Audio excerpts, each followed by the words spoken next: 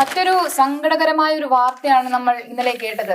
ഷാർജയിലെ വിപഞ്ചിക എന്നൊരു അമ്മ സ്വന്തം പിഞ്ചു കുഞ്ഞിനെയും കൊലപ്പെടുത്തി ആത്മഹത്യ ചെയ്ത ഒരു വാർത്തയാണ് പുറത്തു വന്നത്. 2 ദിവസത്തോളമായിട്ട് ആ ഒരു വാർത്ത, അതായത് കഴിഞ്ഞ ദിവസം തൊട്ട് ആ ഒരു വാർത്ത കേരളത്തിലുടനീളം എല്ലാ ജനങ്ങളുടെയും മനസാക്ഷിയെ തന്നെ വല്ലാതെ വേദനിപ്പിച്ചൊരു വാർത്തയാണ്.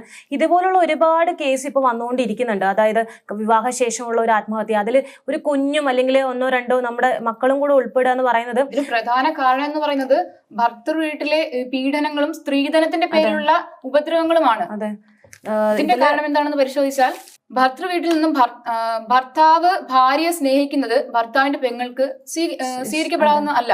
അതുകൊണ്ട് തന്നെ അങ്ങനെ ഒരു സ്ത്രീധനത്തിന്റെ പേരിലും പണം നൽകാത്തതിന്റെ പേരിലും കല്യാണം ആഡംബരമാക്കി നടത്തിയില്ല എന്ന പേരിലുമൊക്കെയാണ് ഭർത്താവ് ഈ ഭാര്യയെ ഉപദ്രവിച്ചുകൊണ്ടിരുന്നത്.